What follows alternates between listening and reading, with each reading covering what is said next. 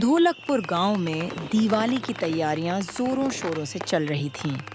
हर गली में रंगोली बन रही थी। बच्चे पटाखे खरीदने को उत्साहित थे और घर घर में दीपक जलाने की तैयारी हो रही थी।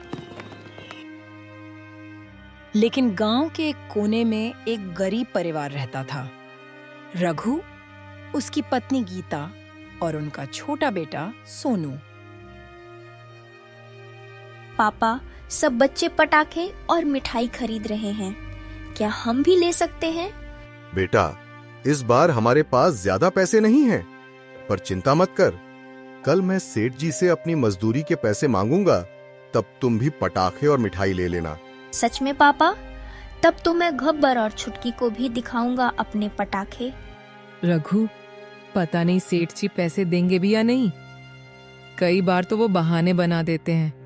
इस बार नहीं गीता, अब बहुत हो गया इंतजार। मेहनत का हक मांगने में शर्म नहीं होती। रघु का सेठ बहुत ही चालाक आदमी था। वो हमेशा इसी सोच में रहता था कि मजदूरों की मेहनत की कमाई कैसे हड़प ली जाए।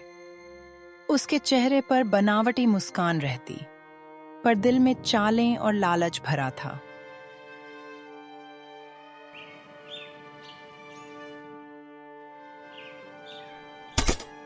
रघु खेत में काम कर रहा होता है कि तभी सेठ वहां आ जाता है। अरे रघु, काम कैसा चल रहा है? बस सेठ जी, सब ठीक है। ठीक है, अच्छे से मेहनत करो। इस बार फसल अच्छी होनी चाहिए। सेठ जी, मुझे आपसे कुछ बात करनी थी। ठीक है, शाम को मेरे घर आकर बात कर लेना। ठीक है सेठ जी।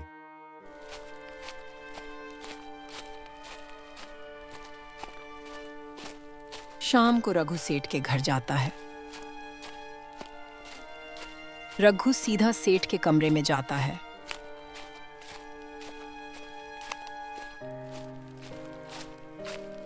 अरे रघु, आओ आओ, अंदर आओ। क्या बात है? सेठ जी, कई दिनों से मजदूरी के पैसे नहीं मिले। घर में दिवाली आ रही है, थोड़ा बहुत दे देते तो अच्छा होता। अरे रघु, तू भी ना, अभी तो हिसाब पूरा नहीं हुआ। अगले हफ्ते आ जाना, तब दे दूंगा।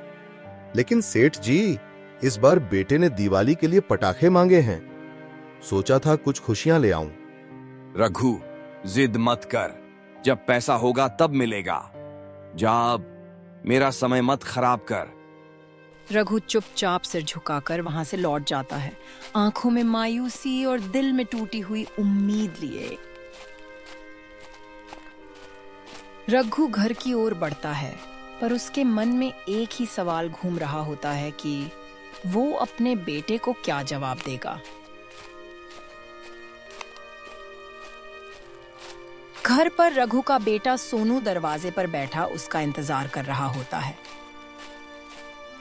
पापा, क्या हम पटाखे लेने जाने वाले हैं आज? नहीं बेटा, आज भी सेठ से पैसे नहीं मिले। फिर हमारी दिवाली कैसे होगी पापा? बेटा, तुम चिंता मत करो, मैं कुछ करता हूं। सोनू उदास होकर वहां से चला जाता है। रघु, अब हम दिवाली कैसे मनाएंगे? हाँ गीता, मैं भी वही सोच रहा हूं। कल मैं सेठ के यहाँ काम नहीं जाऊंगा। मैं जंगल से कुछ लकड़ियां लाकर बेचूंगा तो थोड़े पैसे आ जाएंगे। ठीक है रघु, जैसे तुम्हें ठीक लगे।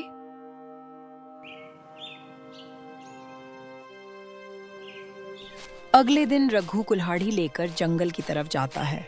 सुबह का समय था, हवा में ठंडक थी और पेड़ों के बीच से हल्की धूप छनकर आ रही थी। रघु के मन में बस एक ही बात थी, आज कुछ लकड़ियां काट कर बेच दूं ताकि घर में भी दिवाली की रोशनी जल सके। रघु जंगल में लकड़ी काटना शुरू कर देता है।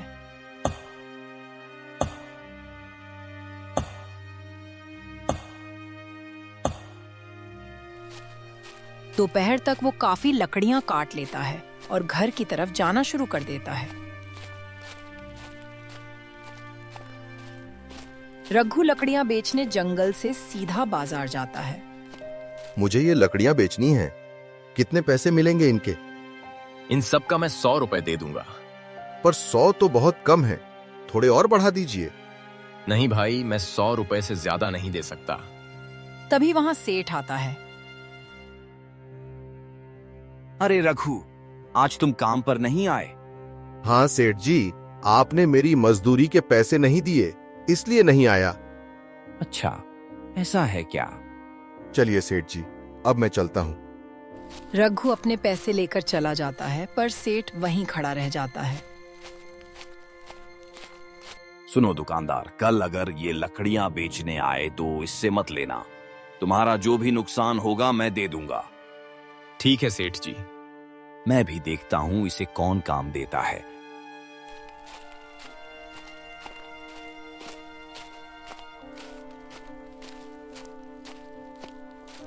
रघु, पैसों की कोई बात बनी क्या?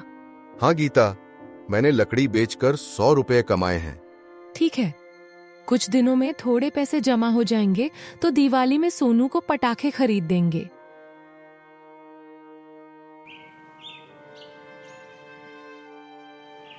अगले दिन जब रघु लकड़ी काटने जंगल की तरफ जा रहा होता है, तो रास्ते में बाजार में उसे दुकानदार मिलता है। अरे भैया, कैसे हो? आज क्या भाव चल रहा है लकड़ी का? रघु भाई, अब मैं तुमसे लकड़ी नहीं खरीद पाऊंगा। मुझे सेठ ने मना किया है। ठीक है, कोई बात नहीं। रघु दुखी होकर चुपचाप जंगल की तरफ चला जाता है। लकड़ी काट के बेचना भी अब मुश्किल हो गया है। अब मैं सोनू को पटाखे कैसे दिलाऊं?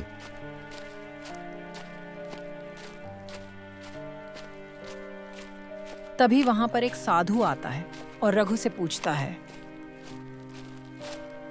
क्या हुआ बेटा, ऐसे क्यों बैठे हो?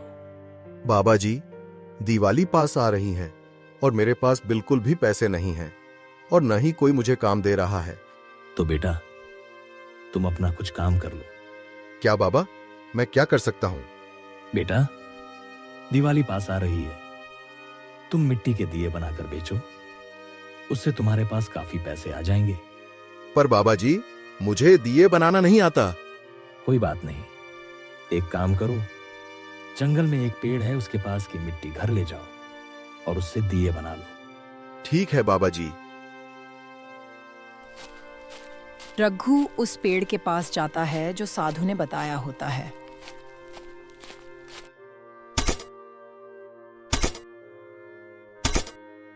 वो उस पेड़ के नीचे से मिट्टी निकालता है और बोरे में भरकर घर की तरफ निकल जाता है।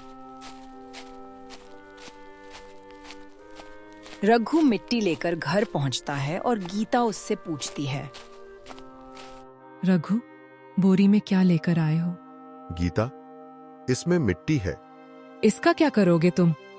मैं इससे दिए बनाऊंगा और बेचूंगा। पर रघु, तुम्हें तो दिए बनाना नहीं आता। हाँ गीता, पर ये मिट्टी साधु जी ने दी है। शायद ये कोई चमत्कारी मिट्टी हो। ठीक है, जैसा साधु जी ने बोला है वैसा ही करो। ये मिट्टी मैं यहीं रख देता हूँ। सुबह आकर देखूंगा कि इसके दिए कैसे बनाऊं। और रघु सोने चला जाता है।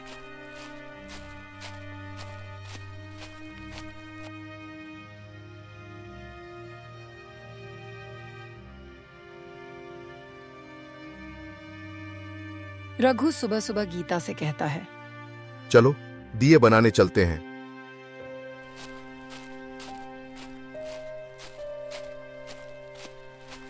दोनों घर के बाहर पहुंचते हैं जहां मिट्टी रखी थी और वो देखते हैं कि वहां बहुत सुंदर सुंदर दिए पड़े हैं, पर मिट्टी नहीं है। अरे रघु, ये कैसा चमत्कार है? तुमने तो दिए बनाए भी नहीं, तो ये कैसे हो गए? हाँ गीता, मुझे भी विश्वास नहीं हो रहा कि ये कैसे हुआ। शायद वो मिट्टी सच में चमत्कारी थी। हाँ रघु, भगवान हमारी मदद कर रहे हैं। हाँ, सही कहा गीता। चलो, मैं इनको बाजार में बेचकर आता हूं। आइए आइए, रंग बिरंगे दिए ले जाइए, घर को रोशन कर दीजिए। आपके दिए तो बहुत अच्छे हैं, मुझे आप 12 दिए दे दीजिए। भैया, मुझे भी 12 दिए चाहिए। बेटा, मुझे भी 6 दिए चाहिए। दोपहर तक रघु के सारे दिए बिक गए। अरे वाह, आज तो बहुत अच्छी कमाई हुई है। कल फिर से मैं दिए लेकर आऊंगा।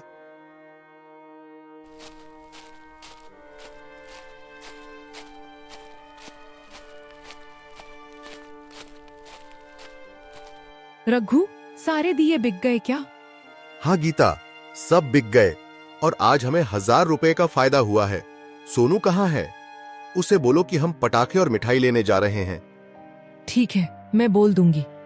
ठीक है, मैं थोड़ी और मिट्टी लेकर आऊंगी। कल फिर से दिए बेचेंगे।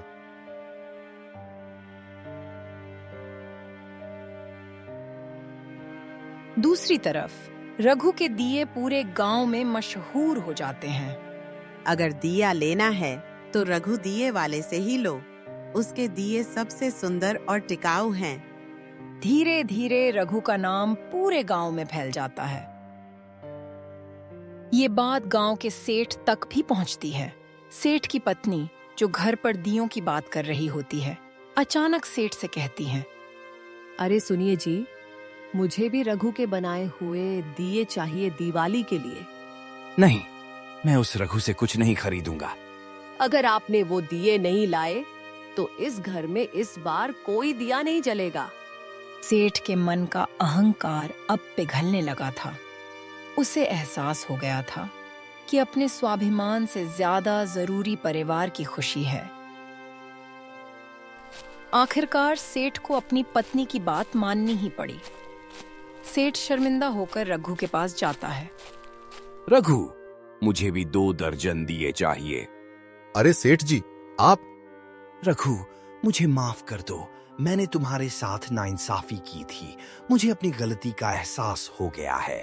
दिवाली के बाद तुम वापस काम पर आ सकते हो और शाम को आकर अपने पैसे भी ले लेना। धन्यवाद सेठ जी, आपको अपनी गलती का एहसास हुआ, यही मेरे लिए काफी है। मैं दिवाली के बाद काम पर वापस आ जाऊंगा।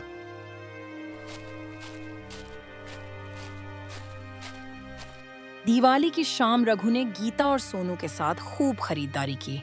चमत्कारी दियों की वजह से न केवल उसका व्यापार फला फूला, बल्कि उससे उसका पुराना काम और इज्जत दोनों वापस मिल गए।